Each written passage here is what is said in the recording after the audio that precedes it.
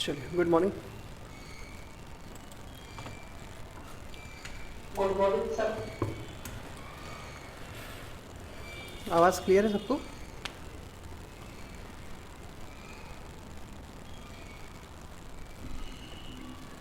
जी sir. चलिए, तो आज हम नेगोशिएबल इंस्ट्रूमेंट शुरू करेंगे।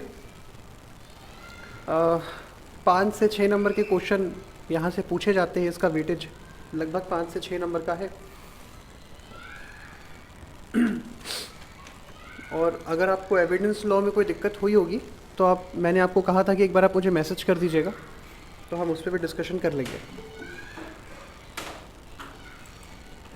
चलिए, इससे पहले आप मुझे ये बताइए कि आप में से कितने जो स्टूडेंट्स हैं वो कॉमर्स स्ट्रीम वाले हैं और कितने साइंस वाले हैं।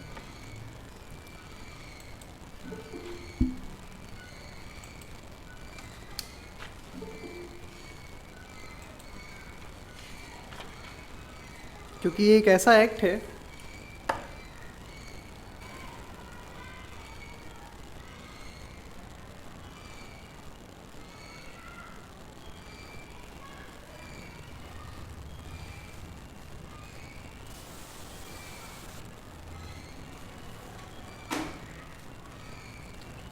चलिए, good morning. Good morning sir.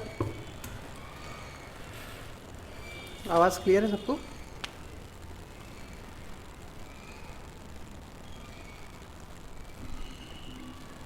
जी सर। चलिए, तो आज हम नेगोशिएबल इंस्ट्रूमेंट शुरू करेंगे। 5 से 6 नंबर के क्वेश्चन यहाँ से पूछे जाते हैं। इसका वेटेज लगभग 5 से 6 नंबर का है।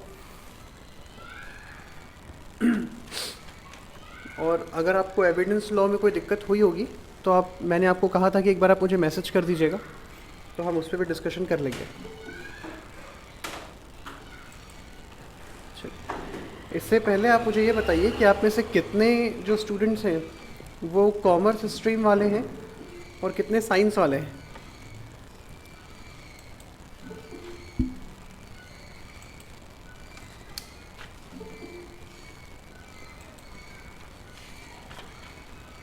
क्योंकि ये एक ऐसा एक्ट है जो हम साइंस वालों को समझने में थोड़ी मुश्किल होती है, पर मुझे ऐसा लगता है कि आप सब ने इस एक्ट को बहुत अच्छे से पढ़ लिया होगा, आपको ये बहुत अच्छे से समझ में भी आया होगा। क्योंकि बड़ा एक्ट है, माइनर की कैटेगरी में आता है, 5 से 6 नंबर का वेटेज है, तो मैं अपनी तरफ से उन सेक्शंस पे बात करूँगा जो मुझे ऐसा लगता है कि आपके एग्ज़ाम पॉइंट ऑफ व्यू से बहुत ज़्यादा इंपॉर्टेंट है। क्योंकि सिर्फ हार्ड वर्क यहाँ पे ज़रूरी नहीं है, स्मार्ट वर्क भी थोड़ा ज़रूरी है। तो मैं अपनी तरफ से उन सेक्शंस पे, उन क्वेश्चंस पे ज़्यादा डील करूँगा, उन पे अपन बात करेंगे जो पूछे जाने के चांसेस बहुत ज़्यादा है पेपर में। जो चीज़ें नहीं पूछी जाती, अगर आपको वो समझनी है तो आप मुझे मैसेज कर दीजिएगा, हम उस पर भी बात कर लेंगे। लेकिन क्योंकि पेपर नज़दीक है तो हम सिर्फ उन चीज़ों पे बात करें तो ज़्यादा बेहतर है जो हमारे एग्ज़ाम पॉइंट ऑफ व्यू से बहुत ज़्यादा इंपॉर्टेंट है। चलिए, सबसे पहले आप ये देखिए कि ये एक सिविल नेचर का लॉ है, नेगोशिएबल इंस्ट्रूमेंट एक्ट। 1 मार्च 1882 की एक डेट आप इसमें ध्यान रखिए। 9 दिसंबर 1881 की भी डेट आपको याद रखनी चाहिए, लेकिन वो नहीं भी करेंगे तो चल जाएगा। 1 मार्च 1882 की एक डेट आप इसमें याद रखिए जिसमें इसको इन्फोर्स किया गया।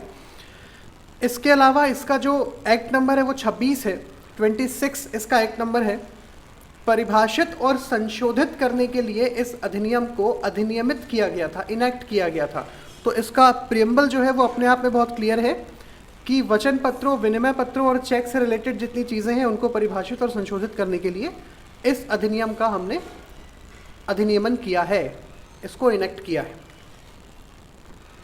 ठीक है, आप में से कोई बता पाएगा कि इसमें टोटल चैप्टर्स नंबर कितने हैं? कुल मिलाकर चैप्टर कितने हैं इसमें नेगोशिएबल इंस्ट्रूमेंट एक्ट में? 17। जी, 17 चैप्टर्स हैं। और टोटल सेक्शन नंबर कितने हैं? 148। चलिए, 148 जब हमने सेक्शंस की बात की है तो हम सबसे पहले इसके संशोधनों पे बात कर लेते हैं, जहां से सवाल बनने की गुंजाइश बहुत ज़्यादा होती है कि नेगोशिएबल इंस्ट्रूमेंट एक्ट में लगभग कितने संशोधन हमको देखने को मिलते हैं। और कब कब वो संशोधन हुए हैं। तो अगर हम नेगोशिएबल इंस्ट्रूमेंट एक्ट में सबसे पहले संशोधन की बात करें तो लगभग 2002 में ये संशोधन हमको देखने को मिला, जिसमें 43 से लेके 147 तक के जो सेक्शंस है, 143 से 147 तक के जो सेक्शंस हैं उनको यहाँ पे इंक्लूड किया गया, उनको यहाँ पे जोड़ा गया। ठीक है, और अगर आपसे डेट पूछी जाए कि ये कब हुआ तो 6 फरवरी को ये संशोधन हुआ था। तो आप 6 फरवरी की डेट आप यहाँ ध्यान रखिए। 143 से लेकर के 147 तक के जो सेक्शंस हैं वो 2002 के संशोधन से यहाँ पे जोड़े गए हैं। इसके अलावा 2015 में एक संशोधन यहाँ पे हमको देखने को मिला, और ये संशोधन जो था वो 2013 के दशरथ रूप सिंह वाले मामले से हमको पता चलता है। दशरथ रूप सिंह वाले मामले के बाद ये संशोधन हुए 2015 में। केस 2013 का है। इसमें जो संशोधन हुआ था उससे 142 जो क्लॉज 2 है, ठीक है, धारा 142 उपधारा 2 और सेक्शन 142A 2015 के संशोधन से जोड़े गए। 142 उपधारा 2 और 142A ये जुरिस्डिक्शन से रिलेटेड सेक्शंस हैं, ये यहाँ पे ऐड किए गए थे। और जो लेटेस्ट अमेंडमेंट हमको देखने को मिलता है वो 2018 का संशोधन था। जो अंतरिम रिलीफ, जो इंटरिम रिलीफ हमको मिलती है, अंतरिम कंपनसेशन की बात की गई है सेक्शन 143A और सेक्शन 148 में। तो जो आखिरी धारा आपके इस एक्ट की है वो 2018 के संशोधन से जोड़ी गई है। तो मुख्य 3 संशोधन हमको नेगोशिएबल इंस्ट्रूमेंट एक्ट में देखने को मिलते हैं। तो संशोधन आप अगर अपने बेयर एक्ट के पहले पेज में ही लिख लेंगे तो आपको ज़्यादा दिक्कत नहीं है, क्योंकि बहुत ज़्यादा इसमें कोई संशोधन है नहीं। 143 से 147 तक के सेक्शंस 2002, 142 सबसेक्शन 2, 142 क्लॉज ए मतलब 142A ये जुड़ा 2015 में, और 2018 में 143A और 148 ये सेक्शंस हमको 2018 में देखने को मिले। चलिए, इसके बाद इस अधिनियम का जो संक्षिप्त नाम है वो आपके सामने है कि इसको परक्राम्य अधिनियम, परक्राम्य लिखित अधिनियम 1881 कहा जाएगा। नेगोशिएबल इंस्ट्रूमेंट एक्ट 1881 कहा जाएगा। इसका विस्तार जो है वो संपूर्ण भारत पे है, लेकिन इसका एक्सेप्शन भी आपको यहाँ पे दिया हुआ है कि भाई paper, Indian paper currency act जो है उसकी धारा 21 पर और जो प्राच्य भाषा में लिखी किसी स्थानीय प्रथा है उस पर ये कोई प्रभाव नहीं डालेगी। प्राच्य भाषा का मतलब लोकल लैंग्वेज होता है, तो किसी स्थानीय प्रथा पे इसका कोई प्रभाव नहीं होता है। और इंडियन पेपर करेंसी एक्ट की जो धारा 21 है उस पर ये कोई प्रभाव नहीं डालती है। तो आप ये 2 चीज़ें ध्यान में रखिए, ठीक है। इसके अलावा इसमें जो निरसन है वो वाला क्लॉज आपको सेक्शन 2 में देखने को मिलता है, तो वो याद रखने की ज़रूरत ही नहीं है। सेक्शन 3 का जो डेफिनेशन क्लॉज है, जो अपना इंटरप्रिटेशन क्लॉज है, वहाँ पे हमको बैंकर की डेफिनेशन देखने को मिलती है।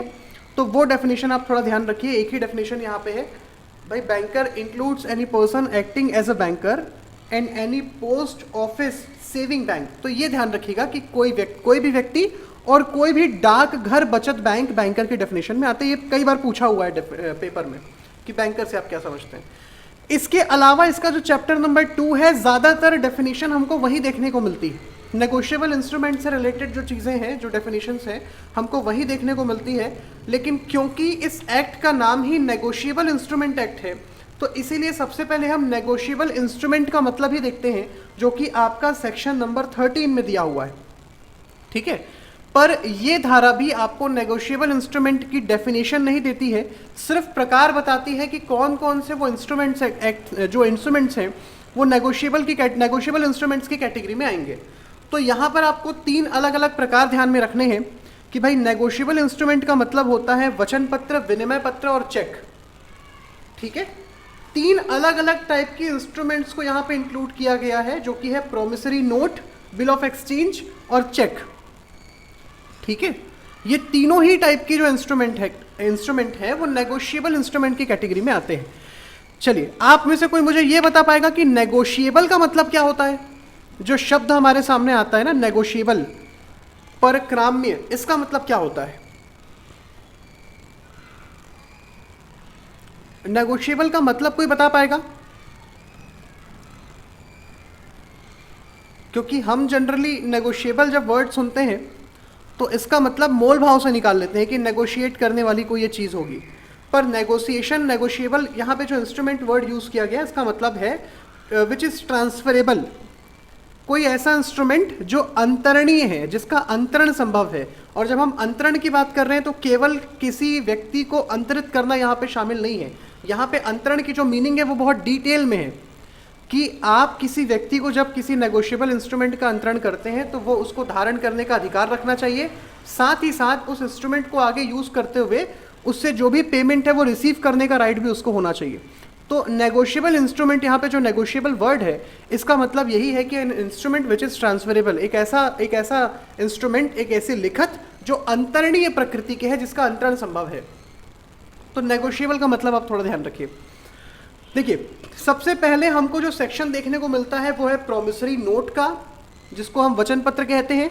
या तो ये सेक्शन नंबर आपसे पूछा जाएगा और या तो इसके एसेंशियल एलिमेंट आपसे पूछे जाएंगे। कई बार पेपर में आपके सामने कोई एक ऐसा उदाहरण रखा जाता है जिसको दे करके पूछा जाता है कि बताइए ये वचन पत्र है या नहीं है। तो आप एसेंशियल एलिमेंट्स को अगर याद रखते हैं तो बहुत आसानी से पहचान पाएंगे कि कोई पत्र वचन पत्र है या नहीं है, कोई इंस्ट्रूमेंट इस कैटेगरी में आता है या नहीं आता है। तो छोटी सी चीज़ आप लिख लीजिए कि वचन पत्र जो होगा वो राइटिंग में होगा, वचन पत्र हमेशा राइटिंग में होगा। इसमें अनकंडीशनल अंडरटेकिंग की बात की गई है, ठीक है। ये एक अशर्त वचन है, कोई शर्त यहाँ पे शामिल नहीं है। पेमेंट करने का अशर्त वचन है ये कि भाई मैं आपको वचन देता हूँ कि इतना इतना पेमेंट मैं आपको करूँगा। तो अनकंडीशनल एक अंडरटेकिंग है। ये साइन बाय मेकर होना चाहिए कि जो इसका करता है, जो इसका क्रिएटर है, ठीक है, उसके यहाँ पे साइन होंगे। एक सर्टन सम ऑफ मनी के लिए इसको जारी किया जाता है, धन की एक निश्चित राशि के लिए इसको जारी किया जाता है। तो ये चार चीज़ें आप ध्यान रखिए जिससे आपको पहचानने में आसानी होगी कि आपके सामने जो दस्तावेज है वो वचन पत्र की कैटेगरी में आता है या नहीं आता, ठीक है। जैसे इसमें कुछ इलस्ट्रेशंस हैं जो आपको बहुत क्लियर कर देंगे कि वचन पत्र क्या चीज़ है, और यहाँ से बहुत सवाल बनते हैं। इसीलिए हम उन्हीं सेक्शंस को देखेंगे जो पेपर पॉइंट ऑफ व्यू से बहुत इंपॉर्टेंट है, और जिन भी सेक्शंस को देखेंगे कोशिश करेंगे कि समझ करके चलें आगे कि सेक्शंस कहते क्या है। सबसे पहले जो ए वाला आपका यहाँ पे इलस्ट्रेशन है वो कहता है आई प्रॉमिस टू पे बी और ऑर्डर RS 500 रुपीज़। यहाँ पे क्या बोल रहा है, मैं ख को या उसके आदेशानुसार 500 रुपये संदत्त करने का वचन देता हूँ। आप बताइए क्या ये वचन पत्र है? क्यों है यहाँ पे? क्योंकि देखिए तीनों ही चीज़ें यहाँ पे कंक्लूड हो रही हैं। ये राइटिंग में भी है, अनकंडीशनल अंडरटेकिंग है, साइन हुआ ही हुआ होगा ये, और सर्टन पे ऑफ मनी की बात कर रहा है, मतलब धन की एक निश्चित मात्रा आपको यहाँ पे दी गई है। बी बोलता है मैं स्वीकार करता हूँ कि प्राप्त मूल्य के लिए मैं ख का 1000 रुपये का देनदार हूँ जो मांग पर संदत्त किए जाने हैं।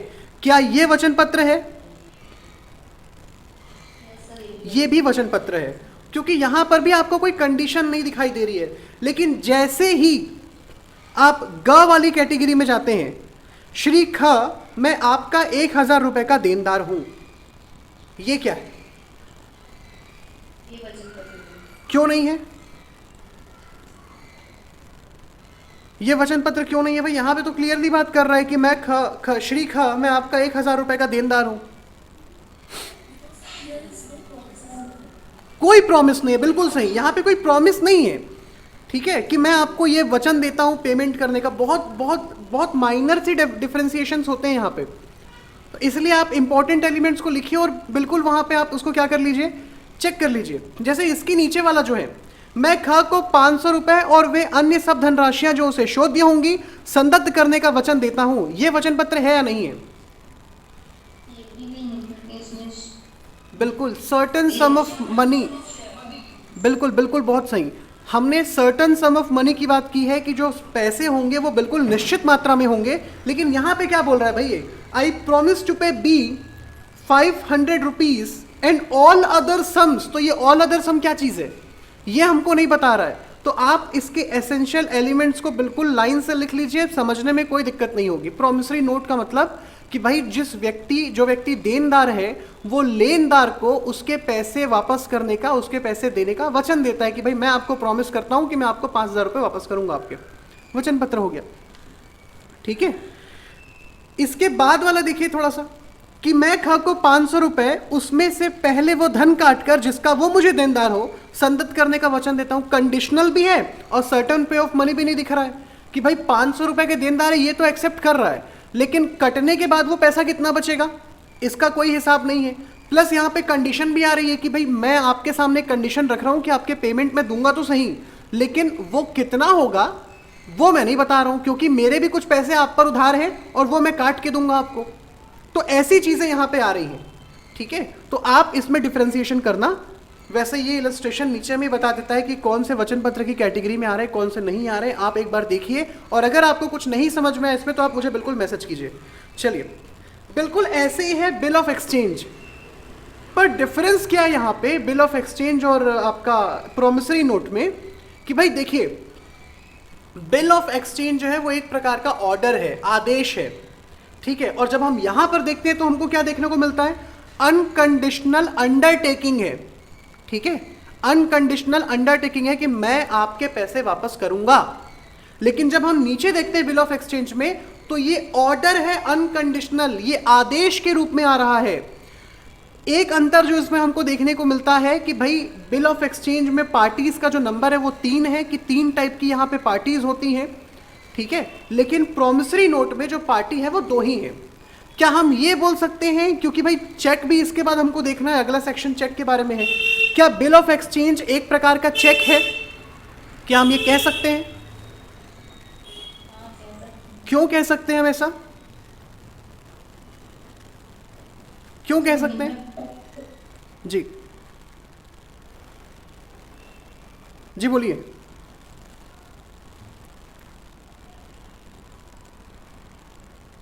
हीना जी। सर क्योंकि वो भी तो क्या बोलते हैं वैसे कंडीशन जैसा विनिमय पत्र होता है वैसे ही चेक भी होता है। बिल्कुल ठीक है, वैसे ही होता है। बहुत बेसिक सा डिफरेंस है दोनों में। जैसे विनिमय पत्र में हम बिल ऑफ एक्सचेंज में क्या देख रहे हैं कि भाई एक ड्रॉवर होगा, मतलब जो उसको ड्रॉ करेगा, एक ड्रॉई होगा, ठीक है, जिसको वो दिया जाएगा, और एक पेई होगा जिसको उससे पेमेंट मिलेंगे।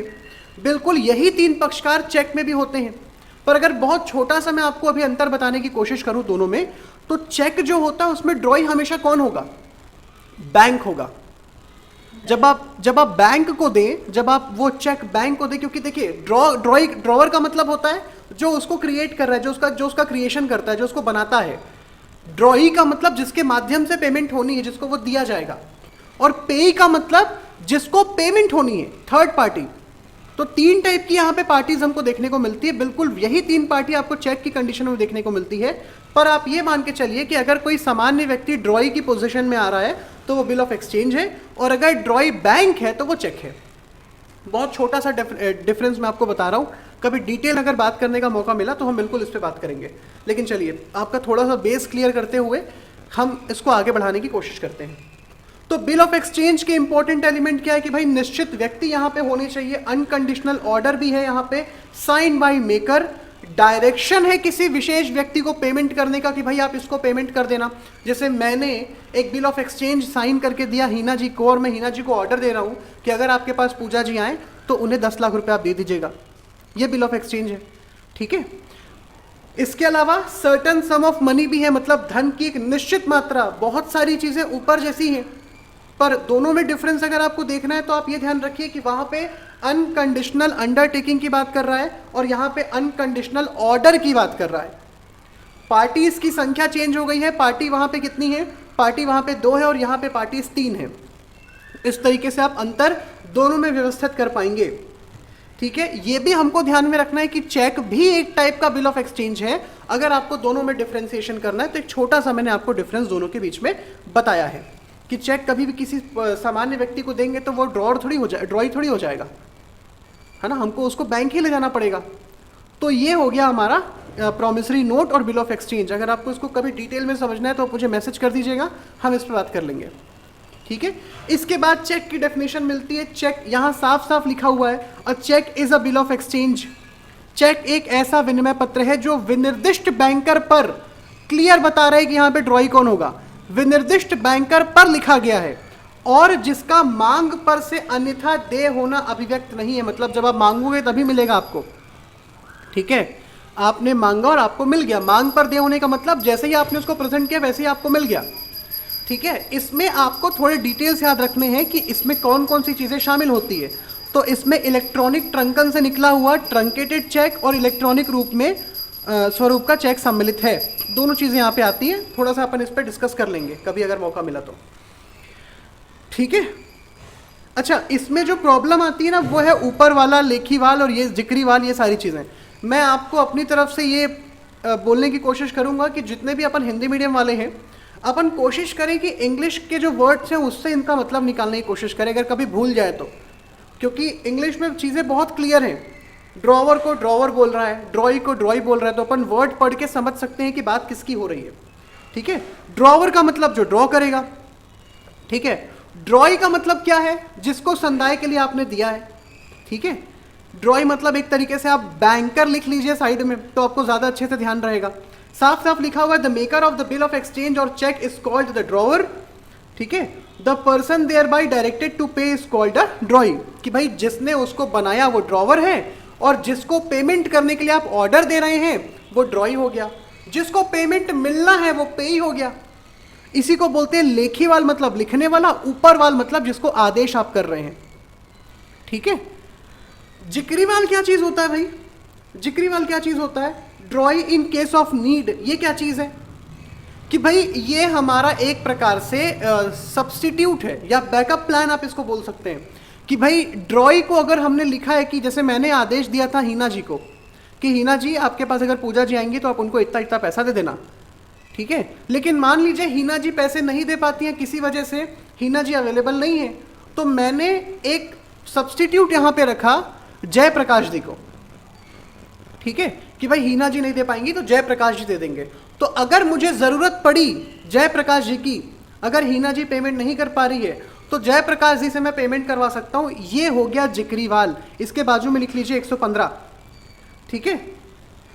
तो ये कौन है कि भाई ज़रूरत के टाइम पे अगर हमारा ऊपर वाल नहीं मिल रहा है, ऊपर वाल के पास से पेमेंट नहीं हो पा रहा है, तो हम एक अपना बैकअप प्लान रखते हैं कि भाई ये नहीं तो ये सही। जैसे हमने कॉन्ट्रैक्ट में देखा है ना, कॉन्ट्रैक्ट का कौन सा सेक्शन यहाँ से रिलेट कर जाएगा, जल्दी बताइए। कॉन्ट्रैक्ट में सेक्शन 126 गारंटी की कॉन्ट्रैक्ट की बात कर रहा है, प्रत्याभूति की संविदा। और प्रत्याभूति का कॉन्सेप्ट यही है कि भाई मैंने आपसे पैसे लिए हैं, अगर इनके आप मुझे किसी की सिक्योरिटी पे पैसे देते हैं कि मैं अगर पैसे नहीं दे पाया तो आप उससे पैसे वसूल लेंगे, ये बिल्कुल उसी तरीके का है। तो आप इसको थोड़ा ध्यान रखिए कि ये एक तरीके से हमारा बैकअप प्लान है कि अगर हमारे ड्रॉई से पेमेंट नहीं हो पा रहा है, ड्रॉई किसी वजह से अवेलेबल नहीं है, तो हम एक बैकअप रखते हैं जयप्रकाश जी के रूप में कि पूजा जी उनसे जाके पैसे ले लेगी। तो ये कौन हो गया, ये हो गया ड्रॉई इन केस ऑफ नीड, जिसको हम बोलते हैं जिक्रीवाल। आप इंग्लिश में देखेंगे तो बिल्कुल क्लियर है कि नीड के टाइम पे जरूरत पड़ रही है इसकी, इसलिए इसको ड्रॉई इन केस ऑफ नीड बोल रहे हैं। लेकिन जिक्रीवाल पढ़ के समझ में नहीं आता कभी कभी, तो आप थोड़ा इंग्लिश के वर्ड्स भी इसमें ध्यान रखिए, समझने में आसानी होगी। जो कॉमर्स वाले उनको तो कोई दिक्कत नहीं है, वो तो 11th 12th और कॉलेज टाइम में भी ये सारी चीज़ें पढ़ के आ रहे हैं। लेकिन जो दूसरी स्ट्रीम के हैं, आर्ट्स वाले, मैथ्स वाले, साइंस वाले, ऐसी भाषा समझने में काफ़ी दिक्कत होती है हम लोगों को। खैर, इसके बाद आता है एक्सेप्टर फॉर ऑनर। अच्छा, हमने एक टर्म यहाँ पे पढ़ा है बिल ऑफ क्या बोलते हैं नेगोशिएबल इंस्ट्रूमेंट एक्ट में कि इंस्ट्रूमेंट डिसऑनर हो गया। इसका मतलब क्या होता है डिसऑनर होने का मतलब, इसका मतलब क्या होता है? बहुत सिंपल सा मतलब है, लाज नहीं रखना, इज्जत नहीं रखना। अगर एक चेक आपके पास लाया जा रहा है और वो चेक अगर नहीं पास होता, एक बिल ऑफ एक्सचेंज आपको दिया गया है, आपको ऑर्डर दिया गया है कि भाई पेमेंट इसको कर देना, आप उसको एक्सेप्ट नहीं करते, आप पेमेंट नहीं करते, इसका मतलब उस बिल ऑफ एक्सचेंज की, उस चेक की आपने इज्जत नहीं रखी, मतलब वो बेइज्जत हो गया, मतलब वो डिसऑनर हो गया, ठीक है। इसलिए हम वर्ड यूज करते हैं डिसऑनर। और ये वाला जो आदमी है एक्सेप्टर फॉर डिसऑनर, ये कौन है?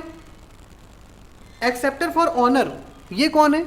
तो ये लाज बचाने वाला आदमी है कि मान लीजिए जो ड्रॉई है वो भी पेमेंट नहीं कर रहा, वो बोल दिया कि नहीं मैं एक्सेप्ट नहीं कर सकती, हिना जी ने कहा कि मैं पेमेंट नहीं कर पाऊंगी, जयप्रकाश जी मेरे सब्स्टिट्यूट थे कि भाई बैकअप प्लान थे कि भाई अगर ये नहीं कर पाई तो जयप्रकाश जी से हो जाएगा, उन्होंने भी हाथ खड़े कर दिए।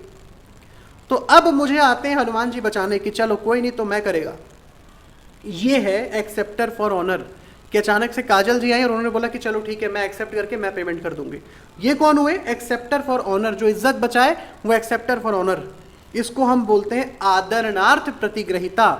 आदर बचाते हुए जो उस बिल ऑफ एक्सचेंज को एक्सेप्ट करे उसको ये कहा जाता है। ठीक है, लिखा भी हुआ, आप डेफिनेशन देख लीजिए कि जबकि विनिमय पत्र अप्रतिग्रहण के कारण या बेहतर प्रतिभूति के लिए टिप्पण या प्रतिसाक्ष्य कर लिया गया। टिप्पण प्रसाक्ष्य आप लोगों ने पढ़ा है वहां पीछे, अपन देखेंगे इसको क्या चीज होती है। ठीक है, और लेखीवाल या उसके पृष्ठांककों में से किसी के आदरणार्थ उसे व्यक्ति प्रसाक्ष्याधीन प्रतिग्रहित करता है तो ऐसा व्यक्ति आदरणार्थ प्रतिग्रहिता कहलाता है। मतलब ऊपर वाले दोनों ने पेमेंट नहीं किया, एक आदमी और आकर के बोल रहा है कि नहीं ठीक है मैं पेमेंट कर दूंगा, तो जिससे पेमेंट हो रहा है, जो उसको एक्सेप्ट कर रहा है, इस कंडीशन में वो हो जाएगा आदरणार्थ प्रतिग्रहिता। डिटेल में अगर आपको कभी इसको समझना है तो आप मुझे बिल्कुल मैसेज कर दीजिए, हम बहुत डिटेल में एक एक चीज़ों पे बात कर सकते हैं।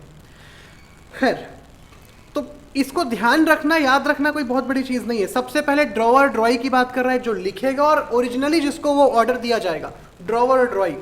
ठीक है, ड्रॉई से किसी बात में अगर डिफॉल्ट हो जाए, वो नहीं कर पा रहा है, कोई प्रॉब्लम आ गई है, तो उस केस में अपन अपना एक बैकअप रखते हैं, draw in case of need, जिसको हम बोलते हैं कि भाई जिक्रीवाल है। ठीक है, एक्सेप्टर का मतलब क्या होता है? एक्सेप्टर शायद हमने छोड़ दिया, जो उसको एक्सेप्ट करे। ठीक है, ऊपर वाल या जिक्रीवाल दोनों इस कंडीशन में आते हैं, जो बिल ऑफ एक्सचेंज को एक्सेप्ट करे और उस ऑर्डर को स्वीकार करे और उस पर पेमेंट करने को रेडी हो जाए, ये एक्सेप्टर हो गए।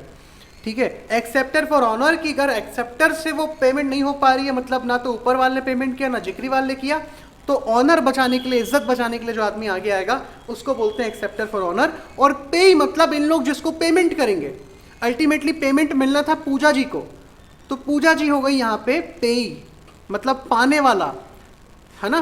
तो आप, अगर आपके हाथ में वो चेक है, आपके नाम पर वो चेक दिया गया है, आपके नाम से वो बिल ऑफ एक्सचेंज निकाला गया है कि भाई पूजा जी को इतना इतना पैसा देना है, तो जिसको उस बिल ऑफ एक्सचेंज से, उस चेक से, उस इंस्ट्रूमेंट से पेमेंट होनी है, वो हो जाएंगे पे, पाने वाला। ठीक है, धारक यहाँ पे बहुत इंपॉर्टेंट एक शब्द हमको देखने को मिलता है कि भाई ये धारक क्या चीज है। तो भाई ध्यान रखिए कि धारक होने के लिए 3-4 चीजें जरूरी है कि भाई वो जो इंस्ट्रूमेंट है उसके खुद के नाम से निकला हुआ हो, दूसरा उसके वो पोजीशन में होना चाहिए, कब्जे में होना चाहिए, और तीसरा ये है कि उस बिल ऑफ एक्सचेंज से जो पेमेंट होने वाली है उसको वो रिसीव करने का राइट रखता हो। ठीक है, कई बार ऐसी चीज़ें पूछ दी जाती हैं, जैसे मान लीजिए मेरे नाम से कोई चेक निकला और वो रास्ते में कहीं गिर गया और उसको सौरभ जी ने उठा लिया, तो यहाँ पर सौरभ जी के पोजीशन में वो बिल ऑफ एक्सचेंज है या फिर वो इंस्ट्रूमेंट है। ठीक है, सौरभ जी के नाम से नहीं है वो, और तीसरा सौरभ जी उसको, उससे होने वाली पेमेंट को रिसीव करने का राइट भी नहीं रखते हैं, इसका मतलब सौरभ जी होल्डर नहीं है।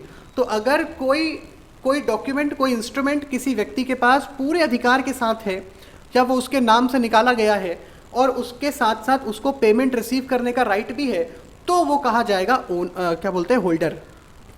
तो ये 3 चीज आपको ध्यान रखनी है कि वचन पत्र, विनिमय पत्र या चेक के धारक से कोई ऐसा व्यक्ति अभिप्रेत है जो स्वयं अपने नाम से उस पर कब्जा रखने का और उस पर शोध्य रकम पक्षकारों से प्राप्त करने का या वसूल करने का हक रखता हो।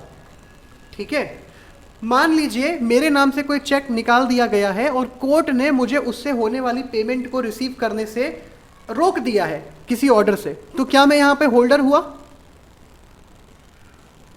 चेक भी मेरे नाम से है, पोजीशन भी मेरे पास है, लेकिन क्योंकि कोर्ट ने एक ऑर्डर देके कहा कि कोई नया जो पेमेंट है वो आप एक्सेप्ट नहीं करेंगे, कोई भी चेक आप अपने नाम से बैंक से इशू नहीं करा सकते, ना उससे कोई पेमेंट रिसीव कर सकते हैं, तो यहाँ पे मैं धारक नहीं हूँ, क्योंकि मुझे उस चेक से होने वाले पेमेंट को रिसीव करने का राइट नहीं है। तो ध्यान रखिएगा 3 चीज़ें, आपके ओन नेम, मतलब आपके नाम से, आपके पोजीशन में हो, और आप उससे होने वाली पेमेंट को रिसीव करने का राइट भी रखते हो, तो आप धारक होंगे। सेक्शन 8, कई बार सम्यक अनुक्रम धारक पूछा हुआ है पेपर में, और अगर मैं बहुत छोटे से, बहुत सिंपल से आपको ये समझाने की कोशिश करूं कि भैया सम्यक अनुक्रम धारक क्या चीज़ है, होल्डर इन ड्यू कोर्स क्या चीज़ है, तो हमने होल्डर देखा है। उसी क्रम में जैसे मान लीजिए हीना जी ने मुझे 1 लाख रुपए देने हैं, हीना जी को मुझे 1 लाख रुपए देने हैं, हीना जी ने मुझे 1 लाख रुपए का चेक दिया। ठीक है, और उसी दिन मेरे घर पे कोई एक एसी लगाने वाला आदमी आया, एसी के केस से हम इसको याद कर लेते हैं, है ना। तो उसने मेरे घर पे एसी तो लगा दिए, पर मुझे उसको देने के लिए पैसे नहीं थे, तो मैंने हीना जी वाला चेक किसको दे दिया? उस एसी वाले को दे दिया। तो यहाँ पे वो जो एसी वाला है वो सम्यक अनुक्रम धारक है, क्योंकि सही तरीके से वो पेमेंट उस तक गई है। ठीक है, सम्यक अनुक्रम धारक होने के लिए जो सबसे इंपॉर्टेंट चीज़ है कि गुड फेथ में वो पेमेंट रिसीव करना चाहिए। उसको इस बात का पता नहीं होना चाहिए कि पेमेंट कैसी है। जैसे मान लीजिए मैंने हीना जी को ठग के उनसे 1 लाख रुपए रिसीव किए और उन पैसों को मैंने उस एसी वाले को दे दिया। अब आप ये बताइए कि क्या एसी वाला यहाँ पर सम्यक अनुक्रम धारक होगा? नहीं। होगा, ये ध्यान रखना है आपको, क्योंकि वो इस फ्रॉड का, इस ठगी का हिस्सा नहीं है। खैर आईपीसी में अपन ठग का मतलब कुछ और समझते हैं, लेकिन फिर भी एक जनरल लैंग्वेज में आपको बता रहा हूं कि इस फ्रॉड का वो हिस्सा नहीं था। ठीक है, उसने जो पेमेंट रिसीव की है उसने गुड फेथ में की। उसको ऐसा लगा कि भाई मुझे अगर जो पेमेंट मिल रही है वो बिल्कुल ठीक मिल रही होगी, तो वो बिल्कुल सम्यक अनुक्रम धारक है यहाँ पे, उसको कोई दिक्कत नहीं। अच्छा, अगर उसको फ्रॉड के बारे में मालूम भी होता कि मैंने हीना जी से फ्रॉड करके वो लाख रुपए रिसीव किए हैं, तो भी वो सम्यक अनुक्रम धारक होता। ठीक है, क्योंकि वो इसमें शामिल नहीं था। आपको यह ध्यान रखना है कि भाई अगर कोई पेमेंट एक सही अनुक्रम में जा रही है तो वो सम्यक अनुक्रम धारक में आएगा। ज़्यादा कंफ्यूज अगर आप होंगे तो मुझे बताइएगा, कभी एकदम डिटेल में अपन इस पर चर्चा करेंगे। ठीक है, वो चेक हीना जी से मैंने रिसीव किया, मैंने वो चेक दे दिया सौरभ जी को, क्योंकि उनकी ही शॉप से मेरे घर पे एसीज आए थे। सौरभ जी ने वो पेमेंट कर दिया जयप्रकाश जी को, क्योंकि उनका जो कॉन्ट्रैक्ट है, उनकी जो संविदाएं हैं वो जयप्रकाश जी के साथ चलती है, और जयप्रकाश जी ने काजल जी को वो चेक दे दिया, क्योंकि उनका भी कोई लेना देना काजल जी के साथ रहा होगा। ये सारी जगहों पे एक ही चेक घूमा है और ये सब सम्यक अनुक्रम धारक है। सम्यक अनुक्रम धारक को अपने से पहले आने वाले हर एक पक्षकार से उन पैसों को रिसीव करने का राइट होता है। मतलब वो चेक आखिरी में जो व्यक्ति पा रहा था, काजल जी, वो जयप्रकाश जी को, सौरभ जी को, मुझे और हीना जी को, सबको बाध्य कर सकती है उसके पेमेंट के लिए। ये होता है सम्यक अनुक्रम धारक, होल्डर इन ड्यू कोर्स, कि भाई मैंने जो पेमेंट रिसीव किया मैंने अपने काम के लिए किया है। ठीक है, मुझे क्या करना कि आपने किसके साथ क्या फ्रॉड किया और क्या नहीं किया। मैंने अपना काम किया और उसमें मैंने उस पेमेंट को रिसीव किया, तो मैं होल्डर हूं, और क्योंकि एक कोर्स में वो पेमेंट मेरे पास आ रही है तो होल्डर इन ड्यू कोर्स हो गया। क्योंकि जल्दी जल्दी समझना है, अगर आपको फिर इसमें कोई डाउट है तो आप मुझे बता दीजिए।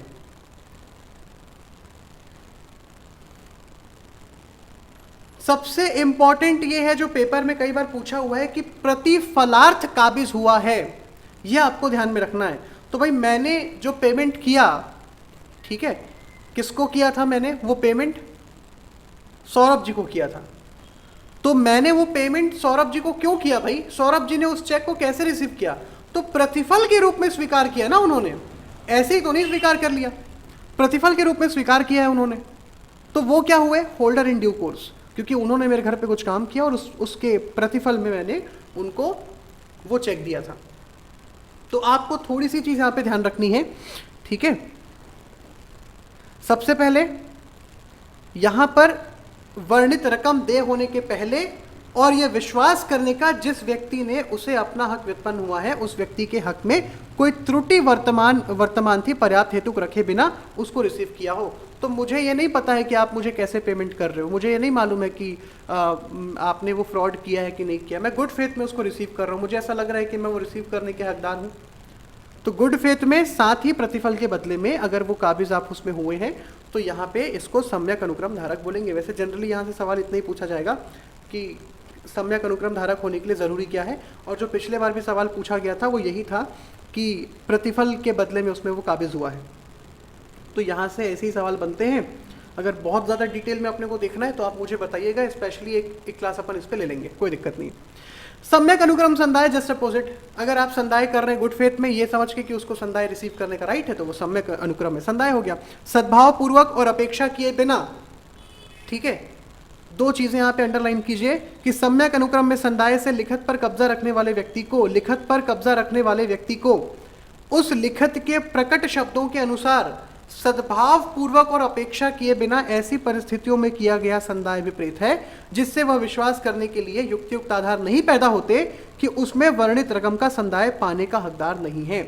ठीक है, जैसे कोई व्यक्ति मेरे सामने एक चेक लेके आया, ठीक है, उस पर किसी का नाम नहीं लिखा हुआ था। कुछ चीज़ें होती हैं जो कि मांग पर दे होती है, आप उसको प्रेजेंट कीजिए और उसके बदले में आपको पेमेंट मिल जाएगा। मैं कैसे इस बात को समझ सकता हूँ, मैं कैसे इस बात को जान सकता हूँ कि जो व्यक्ति मेरे सामने वो चेक लेके आया है उसको वो उस चेक से होने वाली पेमेंट को रिसीव करने का राइट है या नहीं है? ठीक है, तो मान लीजिए हीना जी एक चेक मेरे पास लेकर के आती हैं, है ना, वो 10 लाख रुपए का चेक है, वो मुझे देती है, मैं बैंकर हूँ और मैं उनको पेमेंट कर देता हूँ। तो क्या हीना जी उस पेमेंट को रिसीव करने की अधिकारी थी? बिल्कुल थी। मेरे मन में ऐसा कोई भी डाउट था कि हीना जी को पेमेंट नहीं होना चाहिए? नहीं था। गुड फेथ में मैंने ये जानते हुए कि हीना जी ने अगर वो चेक मुझे दिया है और ये मांग पर दे चेक है, तो जब वो मुझसे पेमेंट मांगेगी मुझे देना पड़ेगा, तो मैंने चेक रिसीव करके उनको पेमेंट दे दिया। ये हुआ सम्यक अनुक्रम संदाय। लेकिन अगर मेरे मन में कोई भी डाउट है कि यार ये चेक तो इस आदमी का है, हीना जी कैसे लेके आ रही है, कोई भी डाउट है, और हीना जी को वो रिसीव करने का राइट भी नहीं है, लेकिन मेरे मन में उस टाइम पे डाउट नहीं था, अभी डाउट आ गया है कि हीना जी उसको रिसीव करने का राइट नहीं रखती है शायद, और अगर अब मैं उनको दूंगा तो ये सम्यक अनुक्रम संदाय नहीं है, क्योंकि यहां पर साफ लिखा हुआ है सद्भाव पूर्वक और अपेक्षा किए बिना ऐसी परिस्थितियों में किया गया संदाय जिससे यह विश्वास करने के लिए युक्तियुक्त आधार पैदा नहीं होता। क्या विश्वास करने का आधार पैदा नहीं होता? कि जिस व्यक्ति को संदाय किया जा रहा है वो पाने का हकदार नहीं है। मतलब अगर मेरे मन में ये एक डाउट आ गया है कि जिसको मैं पेमेंट कर रहा हूं वो पेमेंट रिसीव करने की अधिकारी नहीं है, तो ये सम्यक अनुक्रम संदाय नहीं होगा, क्योंकि अब यहां पे गुड फेथ नहीं है। क्लियर है? तो दोनों चीजें आपको ध्यान रखनी है। सेक्शन 9, सेक्शन 10, ज्यादातर सवाल सेक्शन 9 से पूछे गए एक दो बार यहां पे सम्यक अनुक्रम धारक। इंग्लिश में क्या अंडरलाइन करना है? इंग्लिश में आप देखिए यहां पे साफ साफ लिखा हुआ है सेक्शन 10 में, payment in due course mean payment accordance with the apparent tenor for the instrument in good faith. इसको अंडरलाइन कीजिए, instrument in good faith and without negligence to any person in possession. ठीक है, thereof under circumstances which do not afford a reasonable ground, यहां से underline करना, which do not afford a reasonable ground for believing that he is not entitled to receive payment for the amount therein mentioned। यहां से आप पूरा underline कीजिए। ठीक है, क्या? which do not afford a reasonable ground for believing, उसके पास ये बिलीव करने का जो है रीजनेबल ग्राउंड नहीं है कि जिसको जो वो इंस्ट्रूमेंट लेकर के आया है वो उससे होने वाले पेमेंट को रिसीव करने का अधिकारी नहीं है। ये दो चीजें होनी चाहिए, मतलब गुड फेथ में पेमेंट हो रहा है और हमको ये भी विश्वास है कि जो आदमी लेके आया वो पेमेंट रिसीव करने का अधिकारी है। लेकिन अगर इसको अपोजिट कर दो कि गुड फेथ में पेमेंट नहीं है, और दूसरा जिसको पेमेंट कर रहे हैं उसके बारे में हमको डाउट है या फिर कि यार इसको पेमेंट नहीं होना चाहिए, ठीक है, तो फिर वहां पे ये क्या बोलते हैं, पेमेंट इन ड्यू कोर्स नहीं होगा। ये दोनों चीजें अगर मिसिंग है तो ठीक है, तो आपको ये ध्यान में रखना है कि सद्भाव पूर्वक हो और इस बात का हमारे मन में हमारे ऊपर कोई डाउट नहीं होना चाहिए कि जिसको हम पेमेंट कर रहे हैं वो पेमेंट रिसीव करने के लिए ऑथोराइज्ड नहीं है। ऐसा कोई डाउट नहीं होना चाहिए, अगर है तो पेमेंट मत करो।